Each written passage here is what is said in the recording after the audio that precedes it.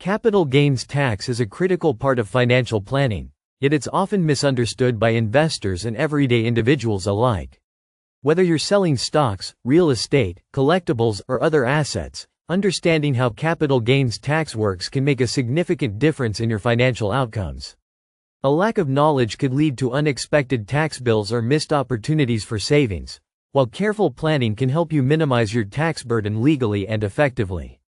In this video, we'll walk through the top 10 essential things you need to know about capital gains tax so you can make smarter financial decisions and keep more of what you earn.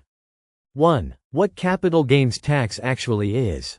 Capital gains tax is the tax you pay on the profit from selling an asset for more than its purchase price.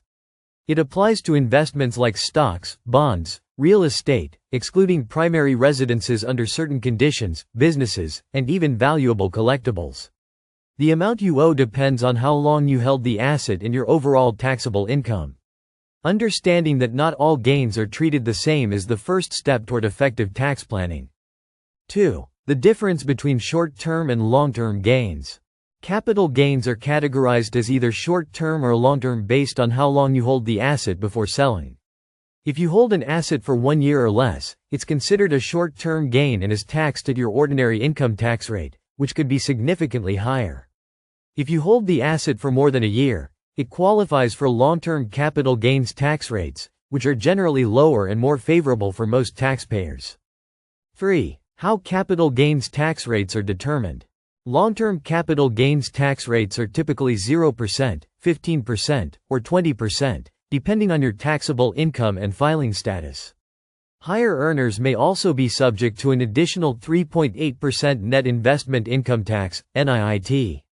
Short-term gains are taxed at ordinary income rates, which can range from 10% to 37% federally. Knowing your income bracket can help you anticipate the rate you'll pay and plan your asset sales accordingly. 4. Special exclusions for primary residences.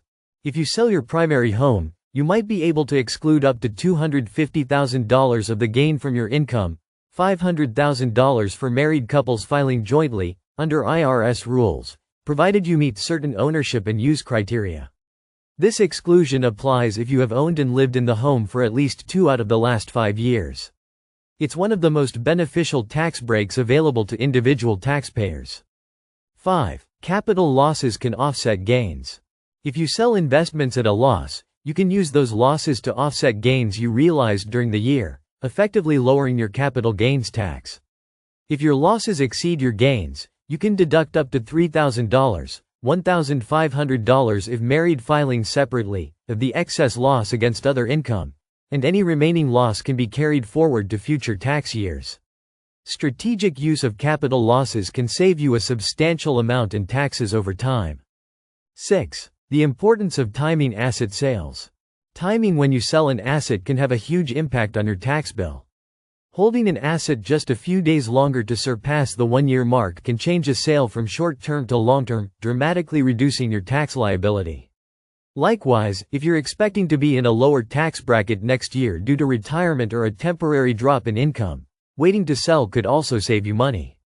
7. Special rules for certain assets. Not all assets are taxed at standard capital gains rates. For example, collectibles such as art, antiques, and coins are taxed at a maximum rate of 28%, regardless of your income bracket. Similarly, gains from the sale of real estate investment properties may be subject to depreciation recapture, which is taxed at 25%. Understanding the specific tax treatment of different asset classes is crucial to accurate financial planning. 8. The impact of state capital gains taxes. In addition to federal capital gains taxes, many states also impose their own taxes on capital gains. Some states treat capital gains as ordinary income, while others may offer preferential rates or no income tax at all. For instance, states like Florida and Texas have no state income tax, which can greatly reduce your overall tax burden.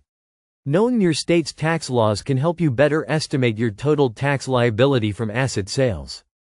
9. The role of tax-advantaged accounts. Investments held inside tax-advantaged accounts like IRAs, 401ks, and health savings accounts, HSAs, grow either tax-deferred or tax-free. Selling investments within these accounts typically does not trigger capital gains taxes. This makes strategic use of tax-advantaged accounts an effective way to grow wealth while minimizing exposure to capital gains taxes over time. 10. Planning strategies to minimize capital gains taxes. There are several planning strategies you can use to minimize your capital gains tax liability. These include tax loss harvesting, selling losing investments to offset gains, gifting appreciated assets to family members in lower tax brackets, donating appreciated assets to charity for a deduction, and investing for the long term to take advantage of lower tax rates. Consulting with a tax advisor can help you implement the right strategies based on your personal financial goals. Capital gains tax is a major factor to consider whenever you invest or sell valuable assets.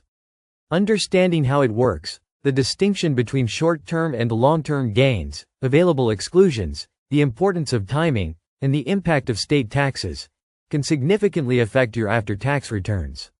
Armed with this knowledge, you can make smarter investment decisions, strategically manage your asset sales, and reduce your overall tax burden legally and efficiently.